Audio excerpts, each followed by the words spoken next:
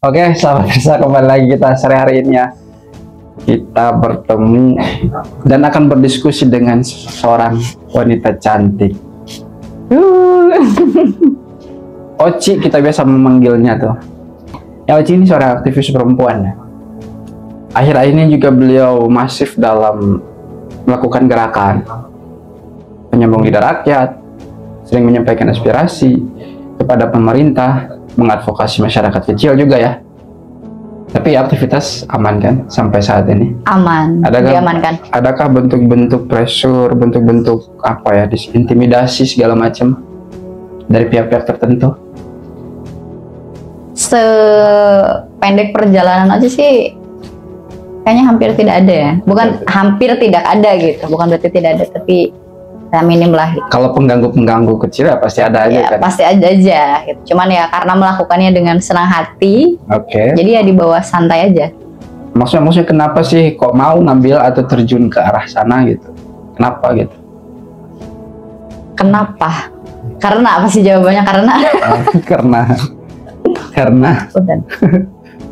karena enggak sih, cuman karena memang seneng aja gitu terjun ke dunia lapangan, karena memang basic dari dulu memang sudah seneng jadi orang lapangan aja. Oke. Berarti kalau mau dibilang kuliah tahun berapa emang? 2020 ya, masuk 2020 itu memang sudah langsung terjun ke dunia organisasi gitu, ke aktivitas sosial udah. Ya oke. Penempaannya di mana itu? Mulai membangun skill itu gitu. Dulu kan memang sejak awal masuk perkuliahan sudah mencari organisasi yang bisa menopang gitu hard skill dan juga soft skill Oci pribadi. Siap.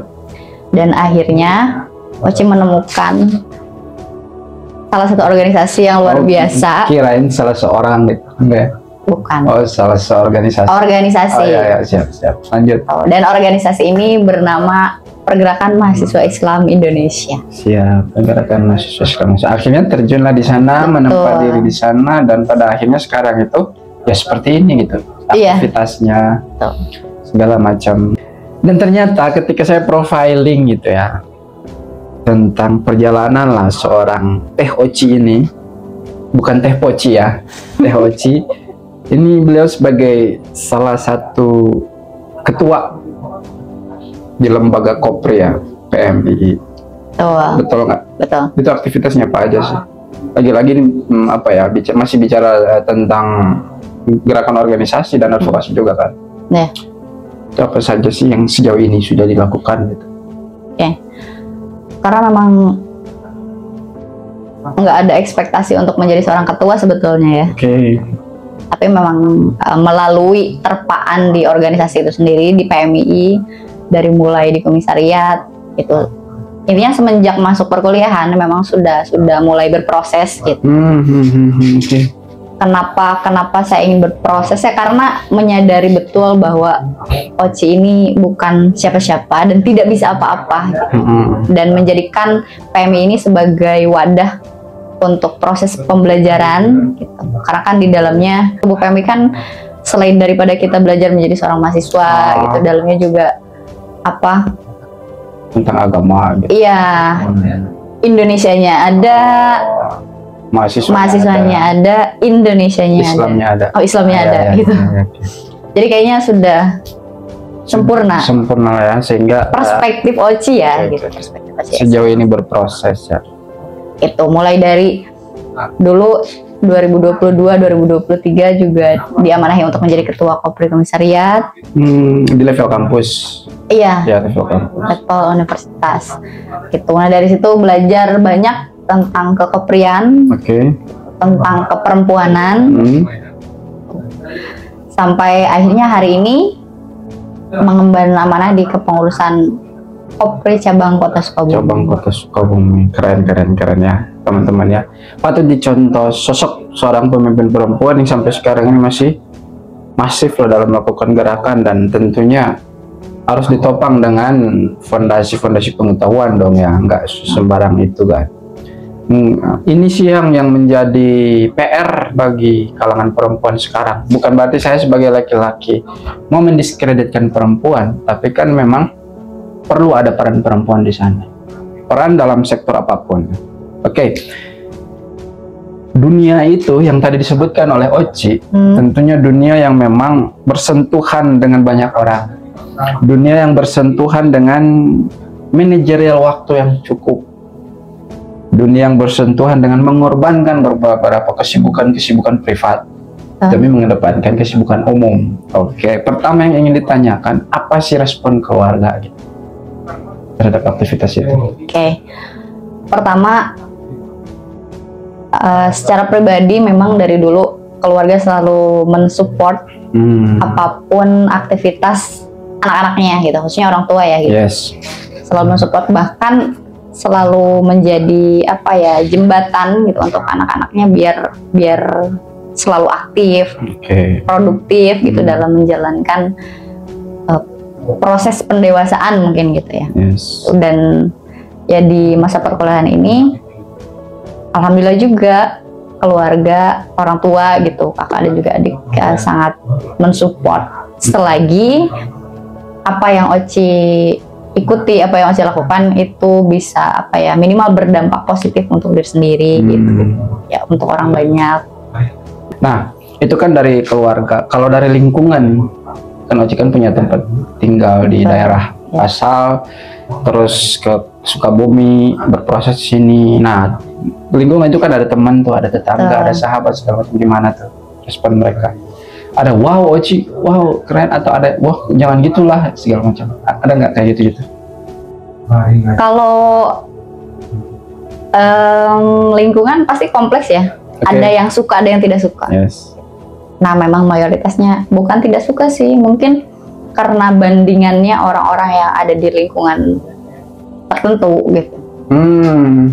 Sehingga ya orang-orang mandang Oci, apalagi Oci sebagai perempuan gitu, yang sampai saat ini mungkin dalam kutip standarisasi mereka gitu. Oci sudah terlalu tua kah gitu. Oh, kaitannya dengan masa depan nih. Iya. Kayak gitu-gitu. Iya, betul. Lanjut. Yang orang-orang seumuran Oci kan kayaknya mayoritas semuanya sudah menikah gitu. Baru udah punya anak, menikahnya bahkan ada yang sampai 2 kali. Oh gitu. Jadi kalau teman-teman Oci ambil laki-lakinya 2 kan Oci jadi nggak kebagian gitu. Jadi alasannya itu ya guys ya. Belum gitu. Jadi jangan serakah ya untuk para perempuan, please ambil satu aja laki-laki. Bagi-bagi lah ya. Ya. Oh di sana tuh. Ya, terus juga banyak yang sudah bekerja. Mungkin kan konteks membahagiakan orang tua itu juga beragam ya gitu. Ada mungkin orang tua yang bahagia ketika melihat anaknya sudah menikah. Ada orang tua yang bangga ketika melihat anaknya sudah bekerja. Ada juga orang tua yang bangga ketika melihat proses anaknya ini di hal yang lain gitu. Tidak dalam, ya meskipun karir sih penting ya. Yes. Tapi tidak semua gitu. Gitu. Oke. Kenapa saya tanyakan itu? Karena banyak ternyata keluh kesah atau kita sebut sebagai keresahan lah ya. Makanya ini juga sahabat resah ya. Cewek-cewek itu loh yang seumuran Oci gitu kan, atau yang lainnya memang secara mental itu nggak siap menghadapi segala macam kerumitan kehidupan tuh. Ya ada standar-standar yang memang sudah mereka pegang lah. Yang pada akhirnya umur sekian harus nikah di usia muda, harus tuntutan ini, tuntutan itu. Yang memang standar itu nggak dibangun oleh mereka sendiri. Karena mentalnya nggak kuat, nggak siap terkait menghadapi penilaian lingkungan, menghadapi tekanan orang tua, pekerjaan dan lain sebagainya, yang pada akhirnya ya terjebak pada standar-standar yang sudah dibangun oleh orang-orang dan bahkan bukan pilihan mereka karena tuntutan keadaan aja.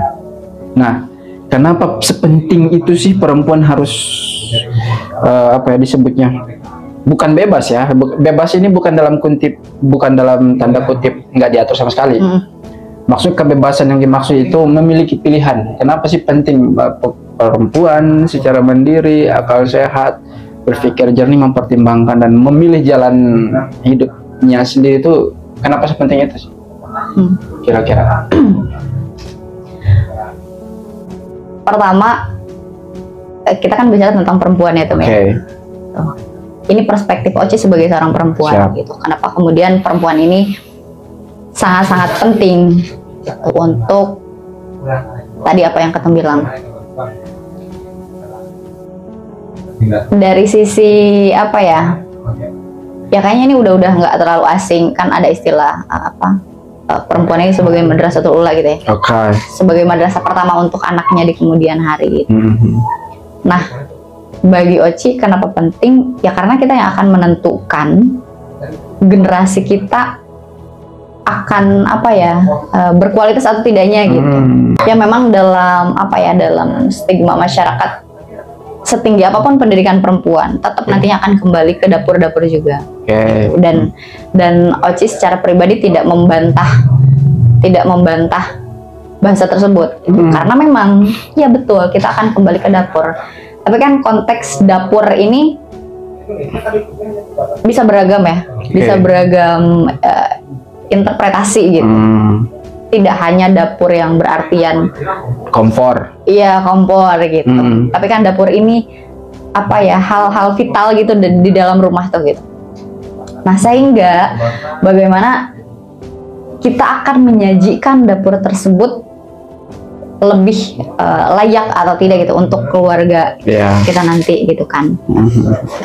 Terus kita sebagai perempuan, makanya kenapa pendidikan itu penting. Jadi bahasanya kalau pendidikan atau ilmu pengetahuan kan tidak melulu persoalan di kursi sekolah, kursi perkuliahan. Kita bisa dapat itu dimanapun.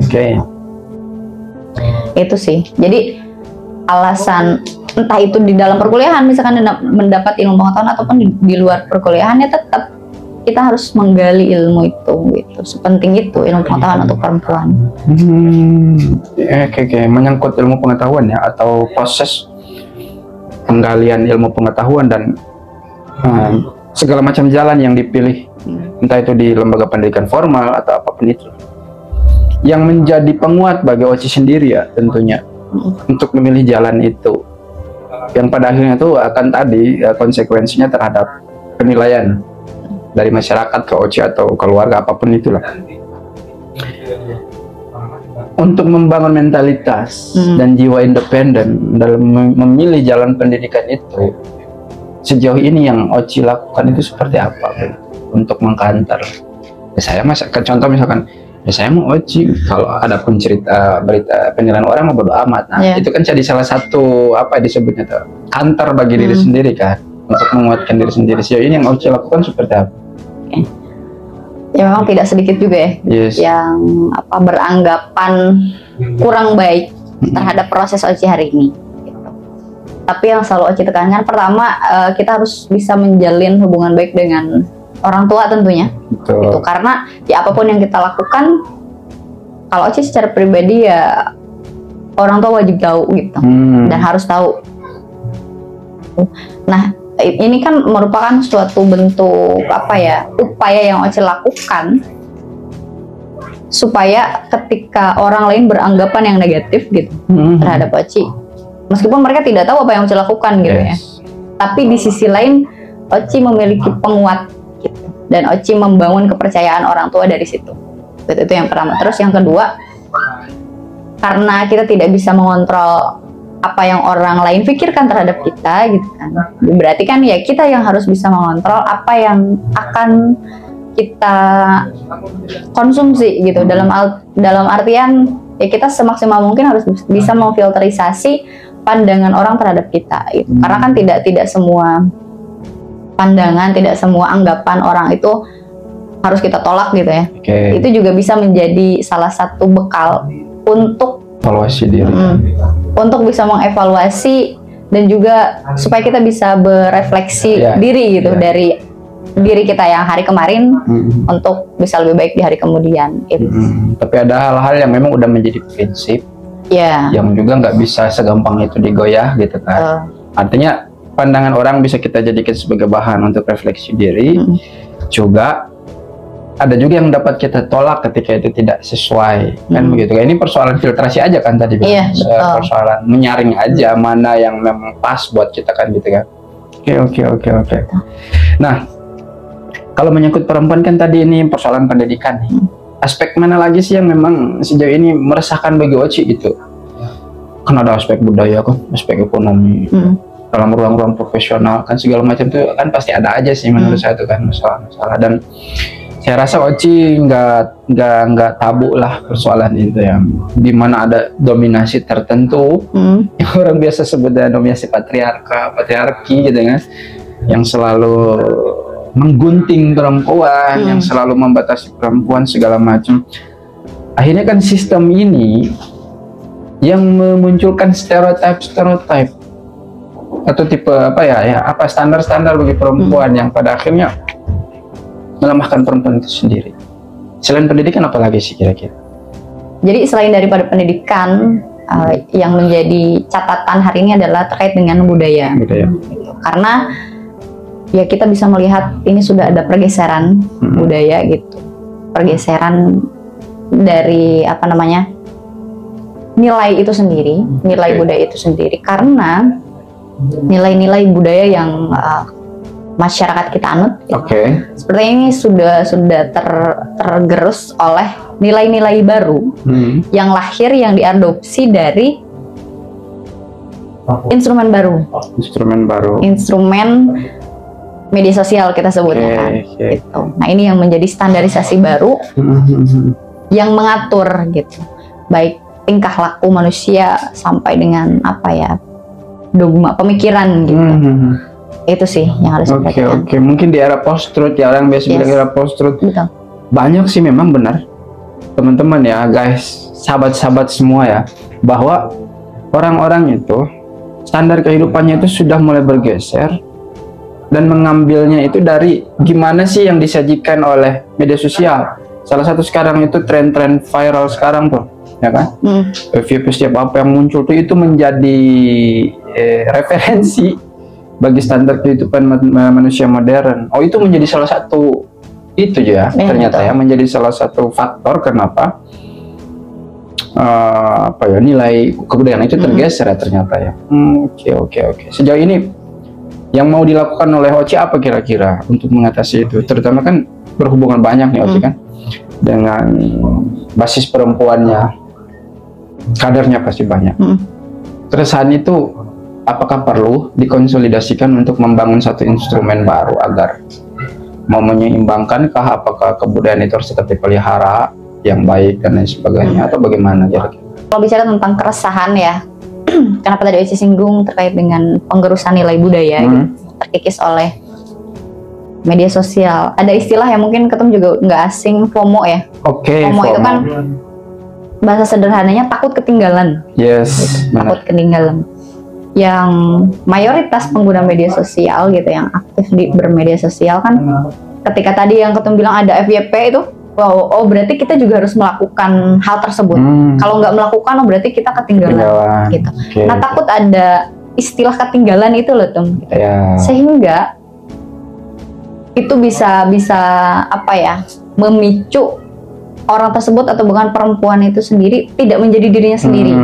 Gitu. Jadi tidak menjadi orang yang memiliki prinsip atas dirinya sendiri. Gitu. Karena termakan tadi. Dengan padahal kan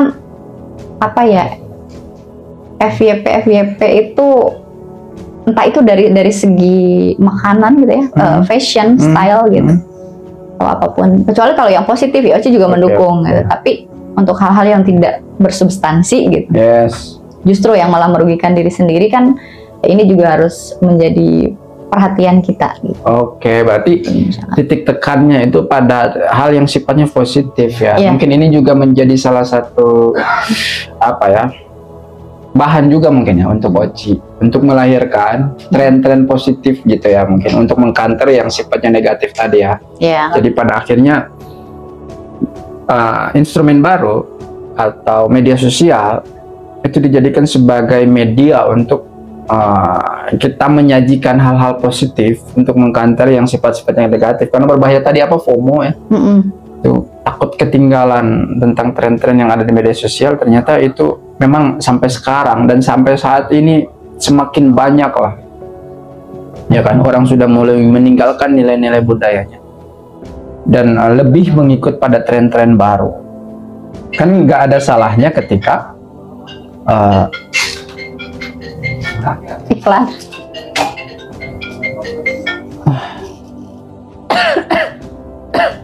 orang-orang ini, kan nggak ada salahnya kan bahwa nilai budaya itu juga bisa kita sajikan di dalam media sosial. Betul. Ya kan. Oke. Nah, berikutnya nih, Cip. Ini ada buku ya? Iya, ada buku. Tentunya pasti dong ya, teman-teman tuh pasti mau lah kita mendapatkan insight sedikit dari Oci ya. Apa adakah yang bisa dibagikan kepada kita gitu? Oke. Sedikit mungkin ya, Mas. Sedikit aja gitu. Mau banyak juga nggak apa-apa. Kalau banyak, silakan. Nanti kalau banyak kayaknya kita pakai sesi-sesi ya. Oke. Per minggu atau per bulan boleh sih. Ya bisa, kita udah buku. Pengantar aja, boleh. Di spill dikit aja terkait dengan apa. Sebenarnya ini bukunya buku tentang perempuan. Selalu tentang perempuan. Buku ini karangan Widya Nirmalawati. Judulnya Tubuh Perempuan, Studi Feminisme dan Relasi Kuasa. Jadi sedikit aja insight bahwa sadar tidak sadar gitu. Perempuan ini kan masih menjadi objek kapitalis. Oke. Siap. Sadar tidak sadar gitu kan, mau tidak mau. Nah, dengan apa namanya? Dengan dikorelasikan kehidupan kita sehari-hari gitu. Oke. Kan memang begitu. Mulai dari standarisasi yang dibangun gitu. Itu kan yang membangunnya ya apa ya? Kapitalis itu sendiri gitu. Dengan mode produksinya. Betul. Nantinya terjebak lah ya. Seperti kecantikan, gaya berpakaian. Betul. Gitu kan. Segala macam itu tunduk pada itu gitu. Betul. Bahkan dari ujung rambut sampai ujung kaki gitu. Dijadikan sebagai komoditas. Iya. Ada istilah kan rambut sebagai mahkota perempuan gitu, dan itu dikemas dengan berbagai macam apa ya? Produk-produk gitu yang ditawarkan. Kepentingan market lah. Nah ya, itu betul. Ya intinya dari ujung rambut sampai ujung kaki itu semua pasti perempuan apa ya? Sebagai objek. Iya, objek-objek kapitalis. Oke, maka dari situlah kita berusaha keluar dari atas semacam apa ya? Ya tadi tentunya ketika perempuan dilabeli sebagai objek kapitalis, tentunya harus ada semacam perlawanan secara pemikiran maupun ya gerakan bahkan gitu kan untuk mengatasi itu, karena tidak mungkin hal itu sebenarnya sudah terjadi ya dari beberapa dekade ke belakang gitu ya, beberapa waktu ke belakang itu selalu saja perempuan dijadikan sebagai objek kan, yang pada akhirnya hanya sekedar memperkuat kedudukan kapitalis itu sendiri. Ya mungkin dari sini, dari persoalan pencerdasan, pengetahuan, intelektualitas, baru mungkin perempuan itu bisa melepaskan diri ya dari kungkungan itu begitu, kungkungan kapitalis tadi. Iya, tapi agak sulit sih. Agak sulit. Sangat sulit. Kenapa pesimis itu? Bukan pesimis ya, ya sedikit pesimis gitu. karena yang mengamini itu kan bukan hanya apa ya laki-laki, tapi perempuan itu sendiri gitu. Mengamini. Gitu. Mengamini standarisasi itu, gitu, bahwa perempuan cantik harus berkulit putih gitu kan.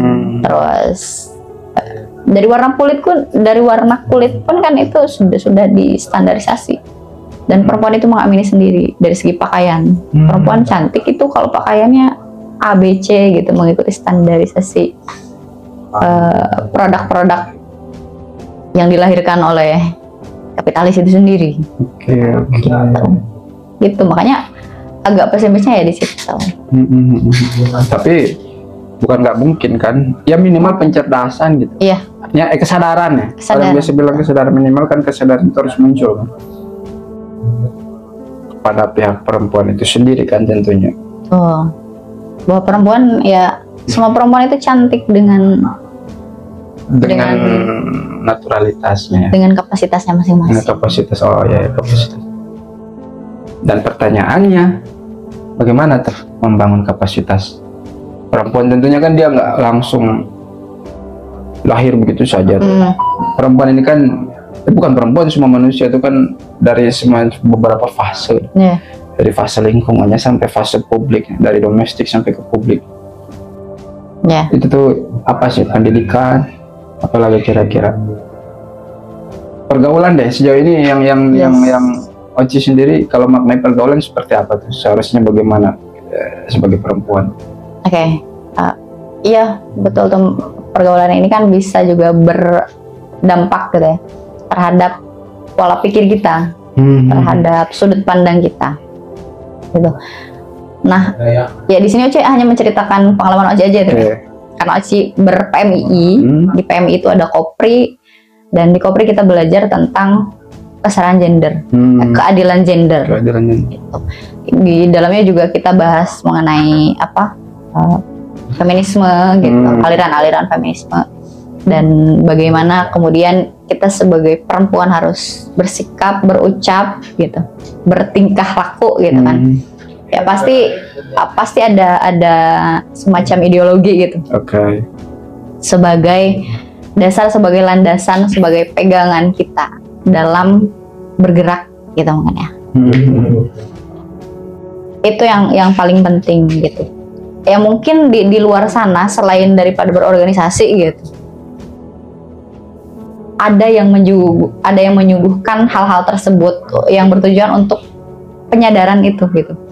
Penyadarannya kan bukan hanya kepada perempuan, tapi juga kepada seluruh umat manusia, baik itu perempuan maupun laki-laki.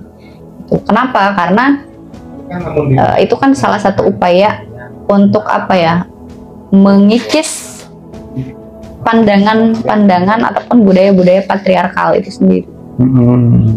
Itu makanya konsumsiannya harus dikonsumsi oleh perempuan dan laki-laki. Kalau hanya perempuan yang mengkonsumsi, ya tetap aja akan ada ketimpangan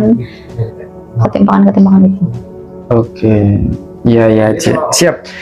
Nah, ini mungkin terakhir saya akan menanyakan kepada Oci ini, kan itu tadi ya, kesadaran itu harus antara perempuan dan laki-laki. Saya agak bawa ke hal-hal yang lebih sifatnya tuh serius, seperti pernikahan. Nah, yang Oci maknai dari pernikahan itu seharusnya seperti apa? Kira-kira kalau menurut Oci, ini kan perspektif Oci ya. Berat ya. Ya berat ya. Ini memang berat sudah. Kira-kira. Jadi kita menanya pernikahan, di sisi lain Oci juga belum menikah gitu. Jadi agak sedikit kompleks ya. Mengerikan apa kompleks? Kompleks dalam sudut pandang Oci gitu. Karena kalau memaknai pernikahan, ya kalau pernikahan kan ibadah paling panjang kan. Ibadah yang paling panjang gitu, yang dilakukan oleh